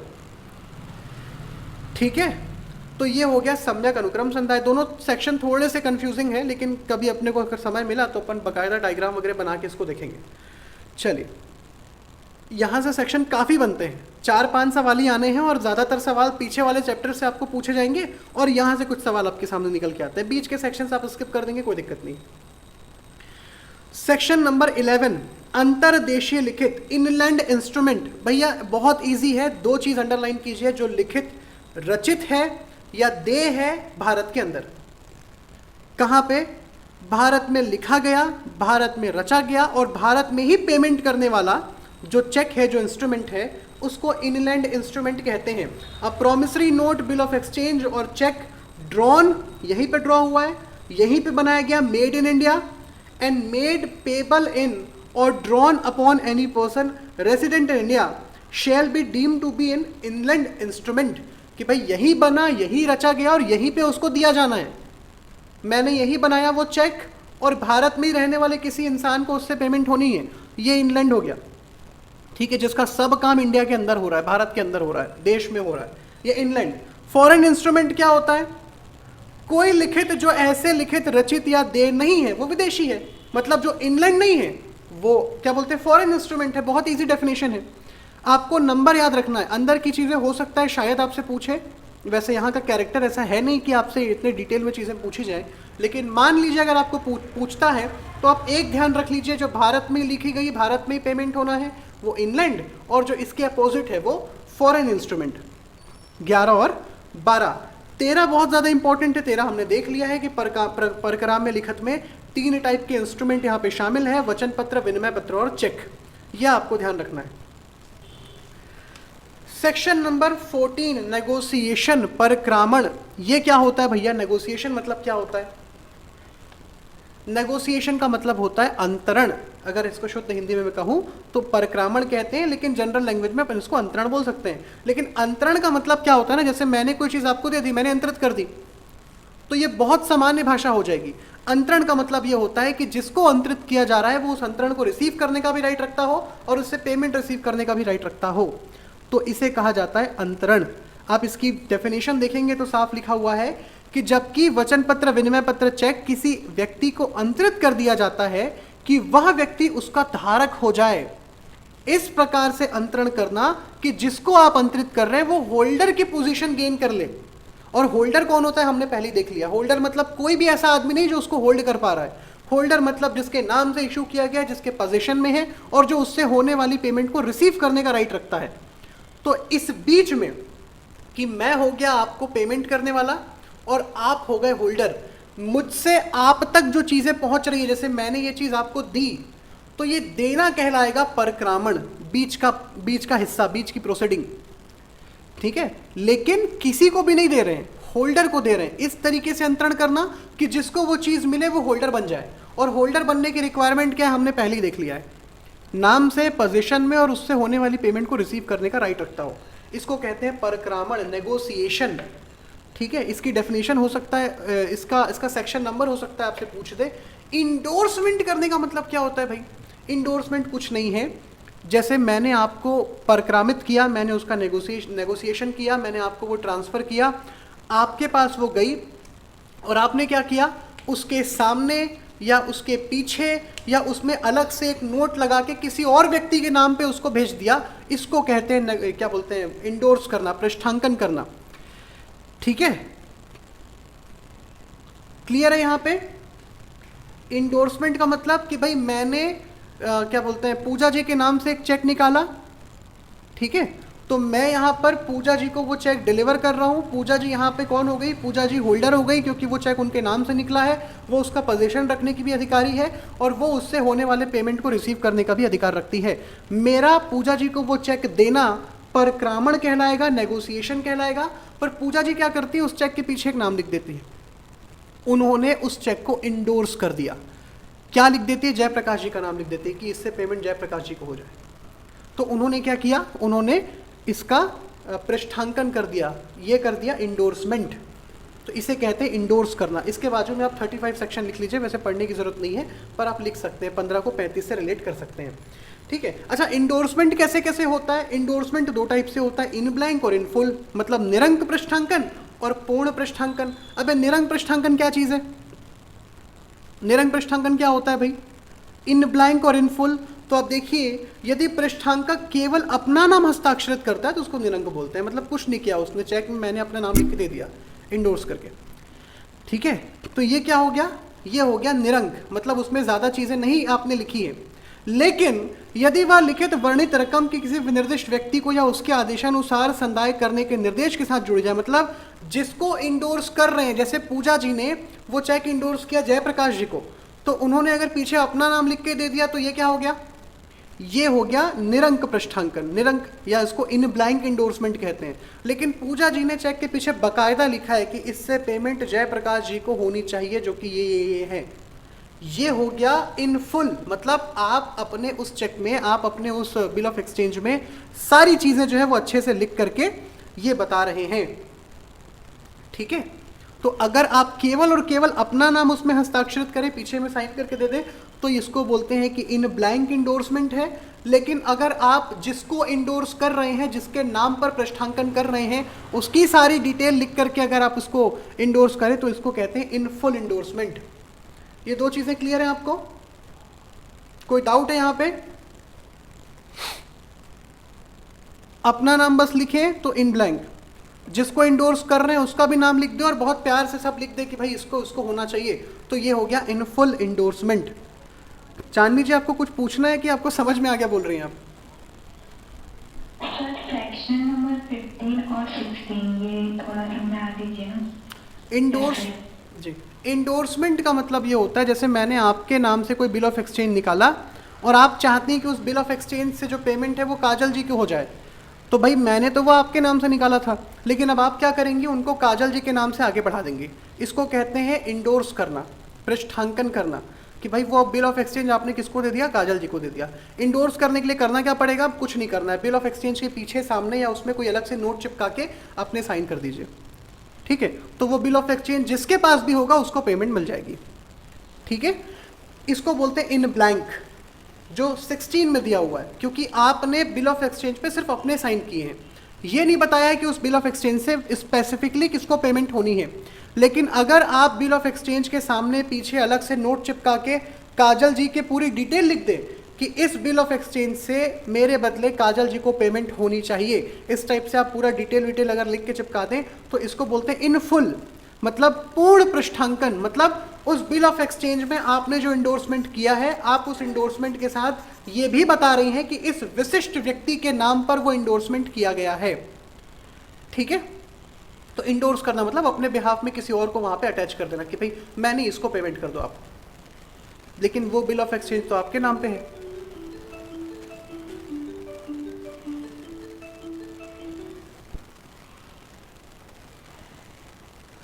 क्लियर है? कोई डाउट है अभी?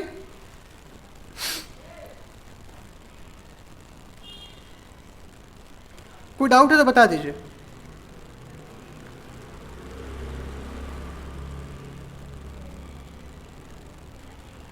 भाई सीधी बात है, अगर आप उस बिल ऑफ एक्सचेंज को, उस इंस्ट्रूमेंट को कहीं और नेगोशिएशन करना चाहते हैं किसी और को, क्योंकि भाई एक इंस्ट्रूमेंट कितनी बार नेगोशिएट हो सकता है, कोई दिक्कत नहीं है।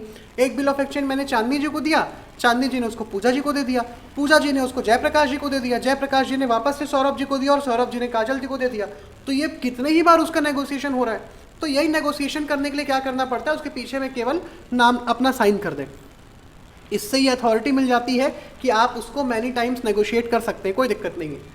लेकिन जब आप स्पेसिफिकली ये बताएंगी कि ये बिल ऑफ एक्सचेंज मेरे बाद किसको नेगोशिएट हो रहा है, किसके पास उसका परक्रामण हो रहा है, किसको ट्रांसफर किया जा रहा है, तो इसी को कहते हैं इन फुल।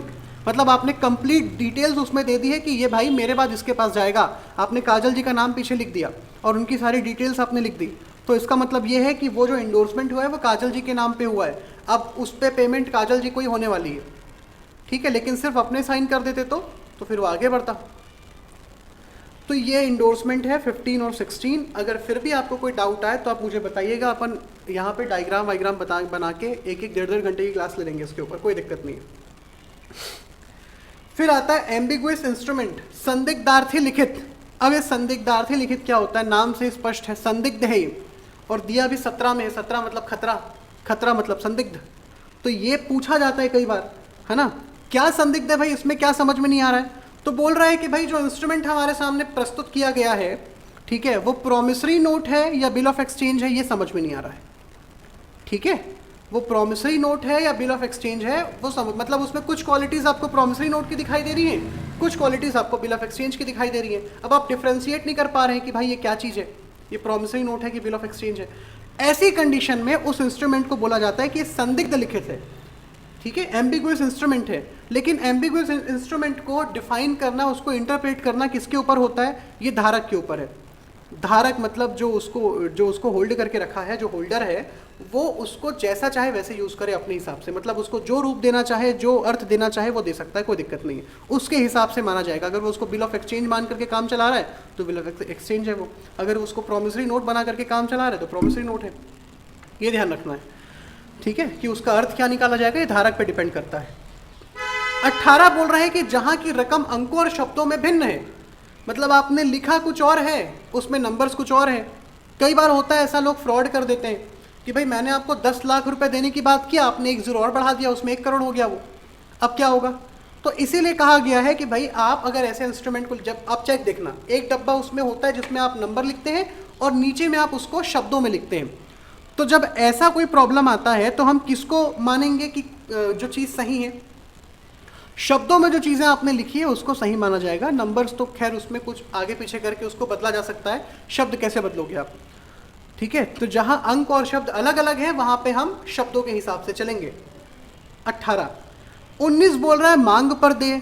मांग पर दे का सीधा सा मतलब ये होता है कि जब आपने प्रस्तुत किया आपको तुरंत पेमेंट हो जाएगा, जैसे ही आपने मांगा वैसे ही पेमेंट हो गया। ठीक है, ये है 19 इंस्ट्रूमेंट पेबल ऑन डिमांड, मतलब a promissory note of bill of exchange in which no time for payment is specified, मतलब उसमें लिखा नहीं हुआ है कि इसका पेमेंट कब होना है। तो क्या होगा, and cheques are payable on demand, cheque तो खैर डिमांड पे ही पे होता है, आप उसको बैंक पे देंगे और वो आपको पेमेंट करेगा, लेकिन बिल ऑफ एक्सचेंज और विनिमय पत्र तब माना जाएगा कि वो ऑन डिमांड है जब उसमें कोई टाइम नहीं लिखा हुआ है। ये ध्यान रखना है आपको, ठीक है, कि मांग पर दे विनिमय पत्र और प्रॉमिसरी नोट कब होता है, जब उस पर कोई समय ना अंकित हो, ना लिखा हो। 19 20 देखने की जरूरत नहीं है। 21 बोल रहा है एट साइट, दूसरा इसमें एक वर्ड है ऑन प्रेजेंटमेंट और तीसरा है आफ्टर साइट।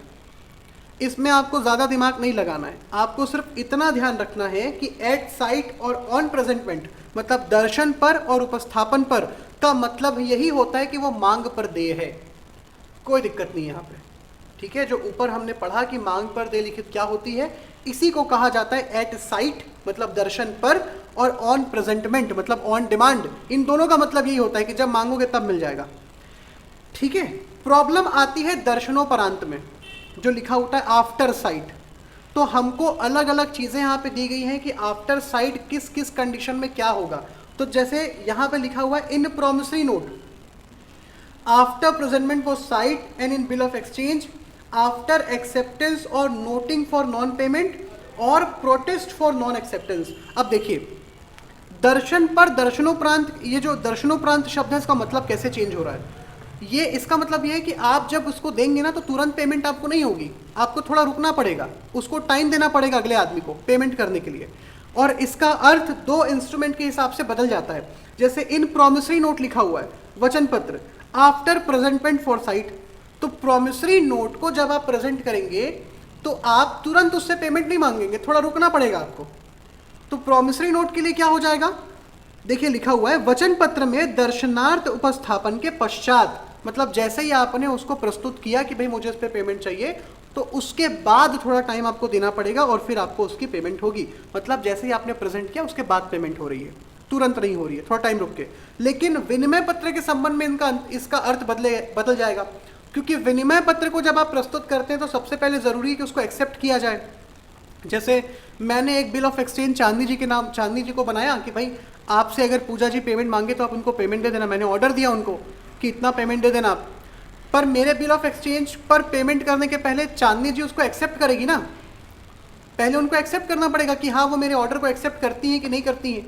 तो यहाँ पे एक्सेप्टेंस देखिए लिखा हुआ है a promissory note after presentment for sight and in bill of exchange after acceptance, acceptance के बाद ही उसका पेमेंट होगा, तुरंत पेमेंट नहीं होगा। चांदनी जी जब मेरे बिल ऑफ एक्सचेंज को स्वीकार करेगी तभी वो पूजा जी को पेमेंट करेगी। जब आप बैंक के नाम पे चेक लिखते हैं कि वो पेमेंट इसको कर दें तो पेमेंट तुरंत थोड़ी होती है, पहले बैंक उसको एक्सेप्ट करेगा, ठीक है। इसके अलावा क्या ऑप्शन है, आफ्टर प्रेजेंटमेंट क्या लिखा हुआ है आफ्टर एक्सेप्टेंस और नोटिंग फॉर नॉन पेमेंट। जैसे मान लीजिए एक्सेप्ट नहीं किया तो हम क्या करते हैं, उसको नोट करवाते हैं। किससे करवाते हैं, पब्लिक नोटरी से करवाते हैं। वो अपने आगे पढ़ा हुआ है कि बिल ऑफ एक्सचेंज को अगर स्वीकार ना किया जाए तो क्या क्या ऑप्शन बचता है हमारे पास। उन सारे ऑप्शंस के फुलफिल होने के बाद पेमेंट होती है। पहला तो होता है कि पेमेंट मतलब एक्सेप्ट कर लें, एक्सेप्ट नहीं किया है तो हम क्या करवाते हैं, नोटिस भेजते हैं, उस पर अगर पेमेंट नहीं हुआ तो फिर हमको नोटिंग करवाते हैं। तो यहाँ पे लिखा हुआ है आफ्टर एक्सेप्टेंस, एक्सेप्टेंस पे भी नहीं किया तो और नोटिंग फॉर नॉन पेमेंट कि भाई हमने सबको नोटरी भिजवा दिया कि भाई तुमने पेमेंट नहीं किया है, और protest for non acceptance. Protest को क्या बोलते हैं, यहाँ पे प्रोटेस्ट को क्या बोलते हैं, प्रसाक्ष्य के पश्चात, मतलब जो नोटिंग करके देता है वो अपने आप में प्रसाक्ष्य बन जाता है। आगे अपन इन सब चीज़ों को देखेंगे। यहाँ पे ज़्यादा कुछ नहीं है, आपको सिर्फ 3 चीज़ें याद रखनी है। दर्शन पर और उपस्थापन का मतलब यही होता है कि जैसे ही आपने वो प्रेजेंट किया तुरंत आपको पेमेंट मिल जाएगा, यहाँ पे कोई दिक्कत नहीं। बिल ऑफ एक्सचेंज और प्रॉमिसरी नोट के लिए दर्शनोपरांत का मतलब बदल जाएगा। जब आप प्रॉमिसरी नोट की बात करेंगे तो आप जैसे ही उसको प्रस्तुत करते हैं पेमेंट के लिए, उसके बाद का समय, क्योंकि तुरंत आपको पेमेंट नहीं होने वाली है, थोड़ा टाइम रुकना पड़ेगा। और जब हम बिल ऑफ एक्सचेंज की बात कर रहे हैं तो बिल ऑफ एक्सचेंज पर कहाँ कहाँ प्रॉब्लम आ सकती है कि भाई बिल ऑफ एक्सचेंज को जिसको दिया गया था, जो ड्रॉई है, वो पहले एक्सेप्ट करे, एक्सेप्ट करने के बाद पेमेंट करेगा। मान लो ड्रॉई एक्सेप्ट नहीं करता तो हम नोटिंग करवाते हैं, नोटिंग पे भी पेमेंट नहीं होता तो हम प्रसाक्ष्य के रूप में उसको इस्तेमाल करते हैं, ठीक है। इन सारी चीज़ों के बाद ही, इतनी मशक्क़त करने के बाद ही पेमेंट होती है। तो यहाँ पे ये दिया हुआ है कि भाई कैसे होगा पेमेंट। यहाँ पे तो इसको ध्यान रखना है। डॉक्यूमेंट मैच्योर कब होता है? तो जब उसमें जो डेट वेट लिखी हुई है वो डेट आ जाए तो फिर वो मैच्योर हो जाएगा। The maturity of a promissory note of bill of exchange is the date it which it fall due. वचन पत्र या विनिमय पत्र की परिपक्वता उस तारीख को होती है जिसको वो शोध्य हो जाए। जैसे मैंने आपको लिखा कि इस तारीख को पेमेंट होनी है, तो उस तारीख को माना जाएगा कि ये मैच्योर हो चुका है, अब जाके उससे आप पेमेंट ले लीजिए। ये इंपॉर्टेंट नहीं है कि मैच्योर कब होता है भाई, जो भी डेट है, जो भी तारीख है जो उस पर लिखी हुई है या जिस तारीख को पेमेंट होनी है वो मैच्योरिटी डेट है। ज़रूरी है डेज ऑफ ग्रेस, अनुग्रह दिवस, कि भाई जिस दिन वो मैच्योर हो रहा है उसके बाद 3 दिन का और टाइम मिलता है। जैसे मान लीजिए कोई प्रॉमिसरी नोट आज मैच्योर हो रहा है तो आज के बाद 3 दिन और जोड़े जाएंगे उसमें, ये ज़रूरी है।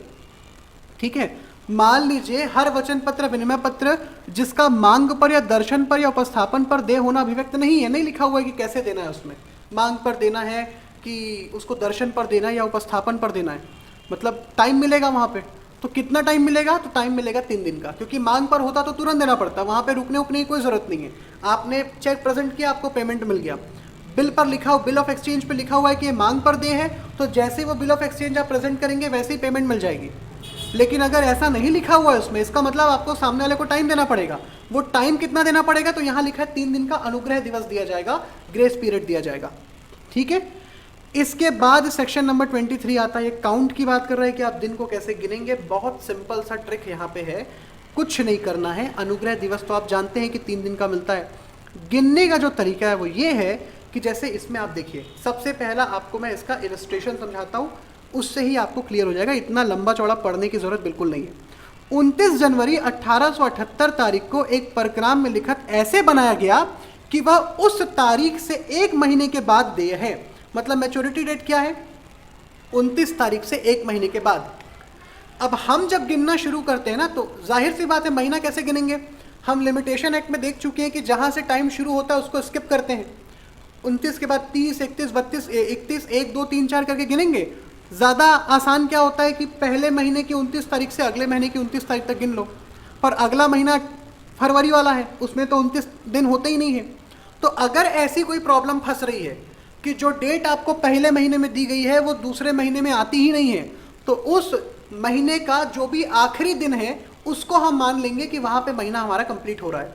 और आप इस इलस्ट्रेशन में भी देख सकते हैं कि इसने कौन सी तारीख को 1 महीना कंप्लीट हुआ माना है। साफ लिखा है कि लिखित 28 फरवरी 1878 के पश्चात तीसरे दिन परिपक्व हो जाएगी, क्योंकि हमने पढ़ा है कि डेट ऑफ मैच्योरिटी से 3 दिन का ग्रेस पीरियड उसको मिलता है। लेकिन हमने 28 फरवरी क्यों माना? हम तो 1 मार्च भी मान सकते थे और उसके हिसाब से 2, 3 और 4 तारीख को पेमेंट होना चाहिए था। ऐसा नहीं है। रूल ये बोलता है कि जो महीना आपको दिया गया है, जो तारीख आपको बताई गई है, अगर वो तारीख दूसरे महीने में नहीं आती है तो आप चुपचाप उस दूसरे महीने के आखिरी दिन को ही ये मान लीजिए कि समय खत्म हो गया, वहाँ पे टाइम कंप्लीट हो गया। तो 29 तारीख जनवरी में तो है, पर 29 तारीख फरवरी में नहीं आती। ठीक है, 1878 में शायद 29 तारीख का फरवरी रहा भी नहीं होगा, आप एक बार देख लेना। तो 28 तारीख की फरवरी होती है, तो 29 जनवरी से लेके आखिरी दिन आ रहा है, मतलब 28 फरवरी, और हमने मान लिया कि वो वहाँ पे मैच्योर हो रहा है 28 फरवरी को, और फिर 1, 2, 3 दिन के बाद उसको तीसरे दिन पे पेमेंट करनी होगी। तीसरे दिन वो मतलब उसकी परिपक्वता होती, क्योंकि ग्रेस पीरियड यहाँ पे मिल रहा है। आप दूसरा उदाहरण देखेंगे, वो भी बिल्कुल ऐसा ही है। 30 अगस्त 1878 की तारीख को एक परक्राम में लिखित बनाया गया कि वह उस तारीख से 3 महीने के बाद दे। अब यहाँ पे थोड़ा टाइम बढ़ा दिया है, पर आप देखिए 3 महीना कितना होता है। तो अगस्त का 30 तारीख, दिसंबर कितने महीने का है? दिसंबर में कितने दिन होते हैं? 31 की 30, 31, और क्या बोलते हैं जनवरी में? 31। देखिए अगस्त के बाद सितंबर, ऊपर नीचे होता है, कहीं 31 कहीं 30 है, पर हम इस पे नहीं जा रहे हैं तो कैलकुलेशन बिगड़ जाएगा। तो हम 30 अगस्त से लेके, ठीक है, सितंबर का जो भी आखिरी दिन है वहां तक 1 महीना मान रहे हैं। ठीक है, उसके बाद अगले आखिरी महीने को क्या ले रहे हैं? अगस्त, सितंबर, अक्टूबर। अगस्त से सितंबर 1 महीना, सितंबर से अक्टूबर 2 महीना, और अक्टूबर से नवंबर 3 महीना। यहाँ पे 3 महीना खत्म हो गया। हमको नहीं देखना है कि कौन सा 31 था कौन सा 30 था। अगर वो तारीख दूसरे महीने में नहीं आती है तो जो भी तारीख लास्ट आ रही है उसको आप मान लीजिए कि समय पूरा हो रहा है। तो इस हिसाब से ये 3 दिसंबर को पेमेंट इसका देना बनता है। तो इस तरीके से आप काउंट करेंगे। तो कुछ नहीं, काउंट का नियम बता रही है, ठीक है। कोई दिक्कत यहाँ पे? आप पूरा पढ़ेंगे, दिमाग खराब होगा यहाँ पे, इतना टाइम अपने पास है नहीं। लेकिन अगर आपको ये पूरा एक एक वर्ड समझना है तो भी आप मुझे मैसेज कर देना, हम देख लेंगे, कोई दिक्कत नहीं है। सेक्शन 24 कि भाई जो विनिमय पत्र या वचन पत्र दर्शन से इतने दिन के पश्चात दे है, उसकी परिपक्वता की गणना कैसे करेंगे? कुछ नहीं करना है। लिमिटेशन एक्ट भी यही बोलता है कि जिस दिन से गणना करनी है उस दिन को स्किप कर दो। जैसे 30 तारीख से गणना करनी है तो गिनती करो 31 से, 1 तारीख से गणना करनी है तो 1 को छोड़ के 2, 3, 4, 5, 6 और घूम के अपन उसी तारीख पे वापस आ जाएंगे। तो यहाँ पे भी यही बोल रहा है कि वह दिन जिससे गणना होनी है, जिससे घटना होनी है, उस दिन को स्किप करके आगे वाले दिन से काउंट करना शुरू कर दो। ये बोलता है 24। इस टाइप के सवाल जनरली नहीं पूछे जाते हैं, प्रोसेस के सवाल हैं, पर ठीक है, देख लीजिए, कोई दिक्कत नहीं।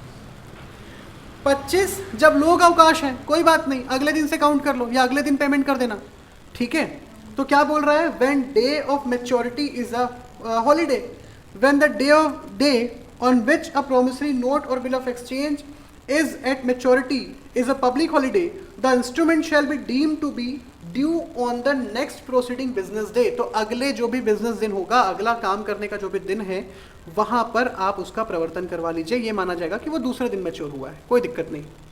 तो पब्लिक हॉलीडे है तो उसको स्किप करके आगे बढ़ जाओ, अगले दिन में करवा लेना, कोई दिक्कत नहीं है। तो 25 तक आपको ठीक से सब कुछ देखना है, यहाँ तक आप बिल्कुल कुछ इधर उधर मत करना, क्योंकि सवाल यहाँ से बनते हैं। 25 तक कोई डाउट है तो बताइए। 25 तक अगर आपको कोई डाउट है तो मुझे बताइए।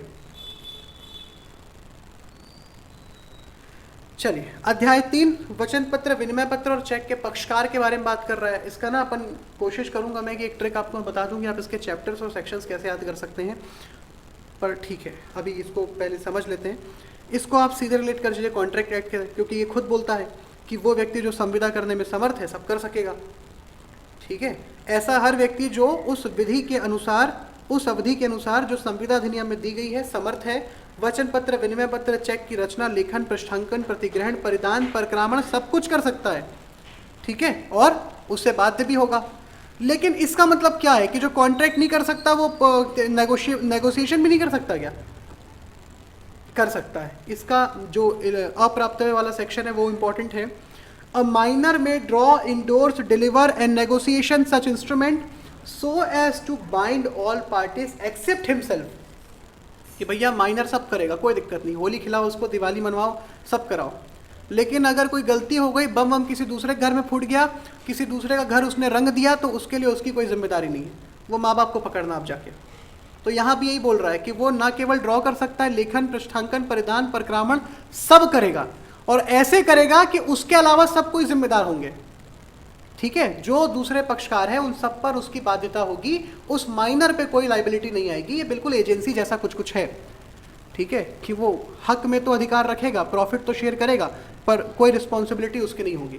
बिल्कुल यही नियम यहाँ पे दिया गया है। एजेंसी सेक्शन 27, इसमें इतना याद रखिए कि क्या एजेंट जो है वो अपने ओनर की तरफ से, मतलब अपने प्रिंसिपल की तरफ से ड्रॉ कर सकता है क्या? बिल्कुल कर सकता है, बिल्कुल कर सकता है। पीछे वाली एक लाइन को अंडरलाइन कीजिए, a duly authorised agent acting in his name.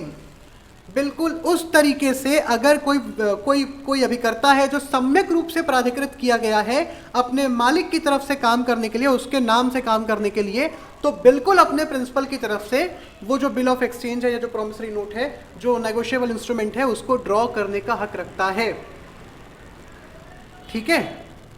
Clear है ये? इसका मतलब ये बिल्कुल नहीं है कि अगर वो ड्रॉ कर सकता है तो इंडोर्स भी कर सकता है। इंडोर्स करने का राइट ऐसे ही नहीं मिल जाएगा। ये नहीं मानोगे कि अगर किसी एजेंट को एक बिल ऑफ एक्सचेंज को ड्रॉ करने का राइट है, वो उसको बना सकता है, तो इसका मतलब वो किसी दूसरे के नाम में उसका परक्रामण भी कर सकता है, उसको नेगोशिएट भी कर सकता है, ऐसा नहीं मानते।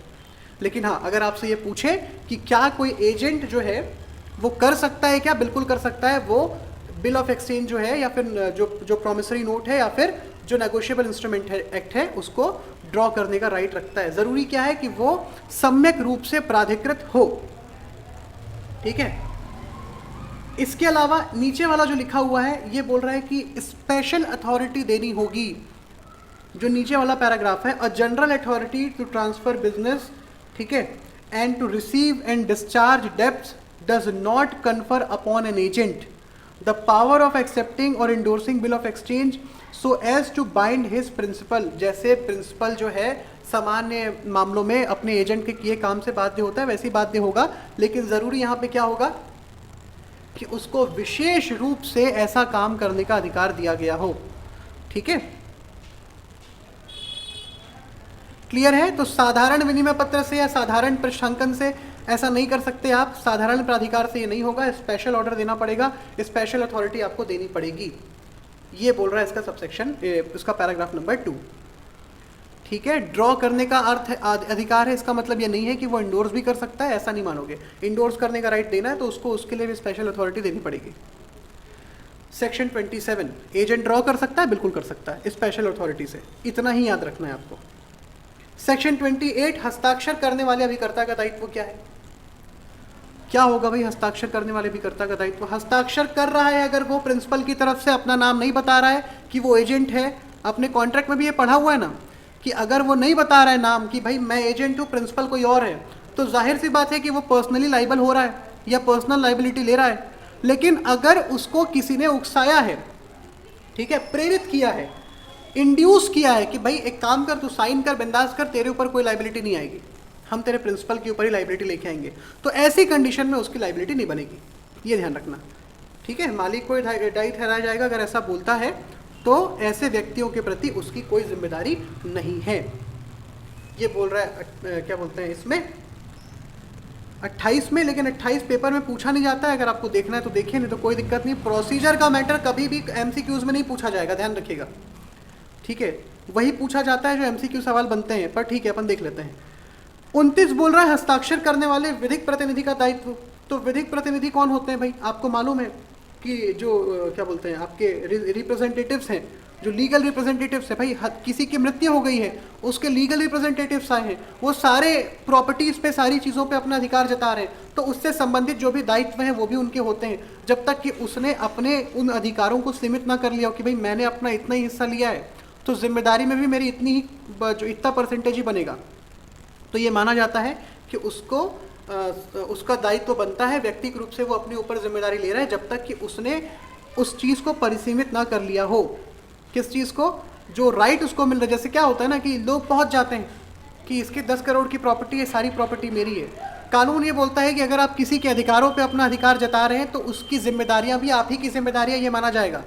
ठीक है, तो यहाँ पे भी यही बात बोल रहा है कि अगर आप उसकी आस्तियों पे अपना हक जता रहे हैं, ये बता रहे हैं कि मैं इसका लीगल रिप्रेजेंटेटिव हूँ, तो इसका मतलब ये है कि उसकी जितनी भी जिम्मेदारी वो आप पर्सनली जो वेयर करने के लिए रेडी हैं, जब तक कि आपने सीमित ना कर लिया हो कि भाई मैं पूरे नहीं उठाऊंगा, मुझे इसकी प्रॉपर्टी का 30% मिला है तो इसकी जिम्मेदारियों का 30% भी मेरा हुआ, बाकी का मैं नहीं जानता। इस तरीके से अगर आपने सीमित कर लिया है तो कोई दिक्कत नहीं। लेखीवाल का दायित्व ये सब नहीं पूछता है जनरली, ठीक है, इसको आप छोड़ सकते हैं। जिम्मेदारी वाला सवाल है, ये जिम्मेदारियां बनती है नहीं बनती, ये सब सेक्शंस आप छोड़ सकते हैं, कोई दिक्कत नहीं है। आप सीधे आ सकते हैं सेक्शन नंबर 47 पे। लेकिन इस बीच अगर किसी सेक्शन से आपको कोई डाउट होता है तो आप मुझे लिख करके भेज दीजिएगा, मैं उस पर आपको जो भी डाउट्स है मैं क्लियर कर दूंगा। ठीक है, सवाल बनने वाला जो सेक्शन है वो सीधे सीधे ये है, सेक्शन नंबर 47। आप 47 पे आ जाइए। सर एक 40 बता देंगे क्या? Section number 40। देखिए, पृष्ठांकक के दायित्व का उन्मोचन बोल रहा है ये। वैसे ये सवाल कभी नहीं पूछा है, ना पूछेगा, लेकिन फिर ठीक है। जहां की परक्राम्य का धारक किसी पूर्ववर्ती पक्षकार के विरुद्ध पृष्ठांकक के उपचार का नाश या हास पृष्ठांकक की सम्मति के बिना कर देता है। अब देखिए कौन कर रहा है, पृष्ठांकक कौन होता है? सबसे पहले तो आप ये बताइए, when the holder of a negotiable instrument without the consent of the endorser, ठीक है, मैंने आपके नाम पे इंडोर्स किया कि भाई ये जो डॉक्यूमेंट है वो आपको उससे पेमेंट हो जाए, आपको मैंने दिया, ठीक है, तो मैं कौन हुआ यहाँ पे? इंडोर्सर, मैं इंडोर्स कर रहा हूँ। और होल्डर क्या कर रहा है? होल्डर ने मुझसे बिना पूछे क्या कर दिया? इंडोर्सर और impairs the endorser's remedy against the prior party, मेरी जो रेमेडी थी पुराने पक्षकार के खिलाफ उसको आपने खत्म कर दिया। The endorser is discharge from liability to the holder to the same extent as if the instrument has been paid at maturity. तो यहाँ पे बोल रहा है कि वहाँ पृष्ठांकक धारक के प्रति, पृष्ठांकक धारक के प्रति मतलब मेरी जो आपके प्रति जिम्मेदारी थी, दायित्व से उस विस्तार तक उन्मोचित हो जाता है जहां तक वह हो जाता यदि परिपक्वता उस पर लिखित का संदाय कर दिया जाता। जैसे मान लीजिए कि मैंने आपको एक चेक दिया, ठीक है, अब आपको ये बात मालूम है कि जो चेक है वो 3 महीने के अंदर आप लगा सकते हैं। अब आप ये समझिए कि उस चेक को मैंने आपके नाम पे इंडोर्स कर दिया, मुझे किसी और ने दिया था और मैंने आपको दे दिया। एसी वाले का उदाहरण लेते हैं, चलिए, कि मुझे पेमेंट काजल जी से मिली है ना, और काजल जी ने मुझे जो पेमेंट दिया वही पेमेंट मैंने आपको दे दिया कि भाई आपने मेरे घर पे एसी वगैरह लगाया है तो उसकी पेमेंट बाकी थी, आप ये ले लीजिए। आपके नाम पे मैंने उसको इंडोर्स कर दिया। अब होता क्या है कि आप 3 महीने तक उसको अपने कब्जे में रखी हुई हैं, आपने उसको प्रेजेंट ही नहीं किया। तो भैया जब आपने उसको प्रेजेंट नहीं किया तो मेरे अधिकार भी तो खत्म हो गए जो काजल जी के अगेंस्ट थे मेरे। भाई मुझे एक्चुअल पेमेंट थोड़ी कुछ मिली थी, उनसे मुझे चेक मिला, वो चेक मैंने आपको दे दिया, ठीक है। मतलब अगर आपने उसके साथ कोई ऐसा काम किया जिससे मेरा अधिकार मेरे पहले वाली पार्टी के खिलाफ प्रभावित हो रहा है, उस चेक को जब काजल जी ने मुझे दिया तो मेरा ये राइट था कि मैं उस चेक को बैंक में ड्रॉ करा के पैसे निकाल लूँ। मेरा अधिकार खत्म हो गया क्योंकि उस चेक की जो ड्यू डेट थी वही खत्म हो गई है। अब क्या करूंगा मैं? तो आपका मेरे खिलाफ जो अधिकार है वो बिल्कुल उस विस्तार तक खत्म हो चुका है जिस विस्तार तक मेरा अधिकार काजल जी के खिलाफ खत्म हुआ, क्योंकि अब मैं उस सेम चेक को बैंक में ले जाकर के उससे पेमेंट रिसीव तो नहीं कर सकता ना, क्योंकि वो तो गया। तो आपने उसके साथ ऐसा कोई काम किया जिससे मेरे अधिकारों पे प्रभाव पड़ा मेरी प्रायर पार्टी के अगेंस्ट। तो जैसे मेरे अधिकार मेरे प्रायर पार्टी के अगेंस्ट खत्म हो गए, वैसे ही आपके अधिकार भी मेरे खिलाफ खत्म हो गए। क्लियर है? हाँ, थोड़ा सा डिटेलिंग में है, मैं शॉर्ट में आपको समझाने की कोशिश कर रहा हूँ, इसलिए मैं बोल रहा हूँ कि अगर कोई भी सेक्शन में आपको कोई डाउट है तो आप मुझे बताइए। हो सकता है तो शाम को भी एक क्लास डाल देंगे, क्योंकि अभी दूसरी क्लासेस चल रही थी, आज 2 दिन की छुट्टी है। अगर किसी सेक्शन में कोई डाउट आता है मुझे मैसेज करके भेज दीजिए, अपन बहुत डिटेल में ये सब देख लेंगे। थोड़ी दिक्कत इसको पढ़ने में सिर्फ इसलिए आती है क्योंकि इसके जो शब्द है ना वो थोड़े टेक्निकल हैं। ट्रांसफ़र ऑफ प्रॉपर्टी एक जैसा कुछ खेल चलता है इसमें, लेकिन इतना अच्छा और इतना मज़ेदार एक्ट है ये कि अगर आप इसको पढ़ने बैठेंगे प्यार से तो खूब मज़ा देता है। जैसे ट्रांसफ़र ऑफ प्रॉपर्टी एक्ट, कि भाई देखने में ऐसा लगता है कि शब्द उसमें बहुत कठिन है, लेकिन अगर एक बार आप उन शब्दों का मतलब समझ गए कि भाई हाँ ये चीज़ होती है, जनरल लाइफ से अपन उसको रिलेट करना शुरू कर दिए, तो उससे आसान कोई दूसरा एक्ट है नहीं ट्रांसफ़र ऑफ प्रॉपर्टी एक्ट से। तो खैर यहाँ पर हमने क्या देख लिया जी? होल्डर और इंडोर्सर्स अलग-अलग होते हैं, उनका रिलेशन क्या है? देखिए, इंडोर्स करने का मतलब क्या होता है? होल्डर भी तो कभी इंडोर्सर रहा होगा। इंडोर्स करने वाले को हम क्या बोलते हैं? इंडोर्सर, पृष्ठांकक, ठीक है। जैसे आपने कोई अगर बिल ऑफ एक्सचेंज मुझे दिया है, बिल ऑफ एक्सचेंज दिया है, भाई मुझे ऑर्डर दे रहे हैं आप कि आप उनको पेमेंट कर देना, ठीक है, आपने मुझे आदेश दिया। आप जैसे आपने कोई प्रॉमिसरी नोट मुझे दिया, चलिए प्रॉमिसरी नोट अगर आपने मुझे दिया तो भाई आपने साइन करके दे दिया कि आप उस प्रॉमिसरी नोट पे मुझे पेमेंट करेंगी। अब उस प्रॉमिसरी नोट का होल्डर मैं हो गया, है ना। पर मुझे भी पैसे क्या बोलते हैं चांदनी जी को देने हैं, कुछ पैसे मुझे लौटाने हैं। जितने पैसे आपने मुझे दिए उतने ही पैसे मुझे चांदनी जी को देने थे। तो मैंने क्या किया, उसका नेगोशिएशन कर दिया, उसको नेगोशिएट कर दिया आगे। और तो इस नेगोशिएशन को ही कहते हैं इंडोर्समेंट, कि मैंने उसके पीछे में चांदनी जी का नाम लिख दिया। और ये इसको क्या बोलेंगे? इंडोर्समेंट इन फुल, क्योंकि मैंने साफ साफ बताया है कि इससे पेमेंट किसको होनी है। तो अब वो जो इंस्ट्रूमेंट है वो मेरे पास से चांदनी जी के पास ट्रांसफ़र हो गया है, और अब उस पर पेमेंट लेने का राइट भी चांदनी जी को है। तो यहाँ पे मैं भी तो एक टाइम पे होल्डर था, लेकिन मैंने उस पर क्या कर दिया, इंडोर्समेंट करके उसको चांदनी जी को जब दे दिया तो मैं इंडोर्सर हो गया, और चांदनी जी कौन हो गई? इंडोर्सी, ठीक है। अब उस पर वो पेमेंट रिसीव करेंगी, तो अब वो होल्डर है और मैं वो हूँ जिसने उस पर पृष्ठांकन किया है। पृष्ठांकित जिसको बोला जा रहा है, सॉरी पृष्ठांकक बोला जा रहा है जिसको, ठीक है। कोई डाउट है तो आप फिर पूछ लीजिए, कोई भी दिक्कत है क्या यहाँ पे? आपने मुझे एक प्रॉमिसरी नोट दिया, उसके तहत आपको मुझे पेमेंट करनी थी, पर मुझे भी चांदनी जी को पेमेंट करना है, तो अभी मैं होल्डर हूं और मैंने चांदनी जी का नाम पीछे लिख के वो इंस्ट्रूमेंट उनको दे दिया, तो अब मैं इंडोर्सर हो गया और चांदनी जी कौन हो गई? होल्डर हो गई, होल्डर इन ड्यू कोर्स। आया समझ में? तो ये है, हाँ सर क्लियर है। थोड़ा शब्दों का इधर उधर है, बाकी बहुत आसान चीज़ है ये। हो सकता है कुछ मुझसे यहाँ वहाँ हो जाए तो आप बता दीजिएगा अगर आपको चीज़ें ज़्यादा अच्छे से पता है तो। ठीक है, हम जा रहे हैं सेक्शन 47 में। सेक्शन 47 से सवाल बनने के चांसेस हैं। नेगोशिएशन बाय डिलीवरी, ठीक है, परिधान पर क्या बोलते हैं, परक्रामण, परिधान पर परक्रामण बोल रहा है, नेगोशिएशन बाय डिलीवरी, नेगोशिएट कैसे करते हैं आप, तो भाई पहुंचाना पड़ता है। तो ये सिर्फ इतना बोल रहा है कि अगर किसी व्यक्ति का नाम नहीं है तो जो ले जा रहा है उसको पे कर दो, है ना। नेगोशिएशन और डिलीवरी का मतलब क्या है कि जो भी उसको डिलीवर करेगा, जो भी उसको लेकर के जाएगा, उसको पेमेंट आप कर दो। क्या लिखा हुआ है? वाहक को दे वचन पत्र, विनिमय पत्र या चेक धारा 58 के उपबंधों के अधीन रहते हुए परिधान पर परक्राम्य है।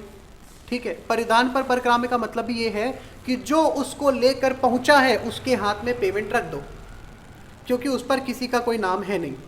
इतना बोलता है बस ये, और कुछ नहीं। इंपॉर्टेंट है, तो जो लेके आ रही उस पार्टी को आप पेमेंट कर दो। कौन से धारा से रेगुलेट हो रहा है ये? सेक्शन 58 के उपबंधों के अधीन है। ठीक है, ये हो गया आपका 47। इसके बाद एक सेक्शन आप देखिए, सीधे आ जाइए। बीच के सेक्शंस आपके काम के नहीं हैं, क्योंकि वो एक तरीके से आपको इसका वो प्रोसेस बता रहे हैं कि काम कैसे करता है, अधिकार दायित्व क्या है, तो आप इसको चाहें तो छोड़ सकते हैं। आप आ जाइए सीधे 56 पे। शोध्य राशि के भाग के लिए पृष्ठांकन, endorsement for part of sum due. ठीक है, जैसे हमने संविदा में देखा, हमने स्पेसिफिक रिलीफ एक्ट में देखा कि क्या भागिक पालन संभव है क्या, वैसे ही पार्टली इंडोर्समेंट करना संभव है क्या। जैसे आप, लता जी ने मुझे जो है वो 20,000 का एक चेक दिया, है ना, या 20,000 रुपये का बिल ऑफ एक्सचेंज उन्होंने बताया कि भाई मुझे उस बिल ऑफ एक्सचेंज में 20,000 रुपये पेमेंट होंगे, पर मुझे जो है वो पूजा जी को 10,000 रुपये ही देने हैं। तो क्या इसके लिए मैं उस बिल ऑफ एक्सचेंज को आगे इंडोर्स कर सकता हूँ क्या, कि नहीं पूजा जी को पूरे पेमेंट मत करना, पूजा जी को इस इंस्ट्रूमेंट से सिर्फ 10,000 रुपये का पेमेंट करना? कर सकता हूँ। करना क्या पड़ेगा? एक अलग से इंस्ट्रूमेंट, एक अलग से उसमें नोट लगाना पड़ेगा, या उसमें लिखना पड़ेगा मुझे कि इस बिल ऑफ एक्सचेंज को जिसको इंडोर्स किया जा रहा है उसको पूरी पेमेंट नहीं होगी, उसको पार्शली पेमेंट किया जाएगा। तो ये पार्शली पेमेंट से रिलेटेड है। आप चाहें तो इसको कॉन्ट्रैक्ट से जोड़ सकते हैं, आप चाहें तो स्पेसिफिक रिलीफ एक्ट से जोड़ सकते हैं। बता सकते हैं कि स्पेसिफिक रिलीफ एक्ट का कौन सा सेक्शन बात कर रहा है? पार्ट परफॉर्मेंस की और पार्शली कैंसल डॉक्यूमेंट्स की, 12 और 12 तो पार्ट परफॉर्मेंस है। 22 क्या बोलता है? पार्शली कैंसल डॉक्यूमेंट की बात कर रहा है क्या 22? 32, सॉरी 22 नहीं 32। ठीक है, आप एक बार देखिएगा, पार्शली कैंसल डॉक्यूमेंट्स की बात वहां पे की जा रही है, तो चाहे तो उसको आप वहां से रिलेट कर सकते हैं, कोई दिक्कत नहीं है। एक सेकंड,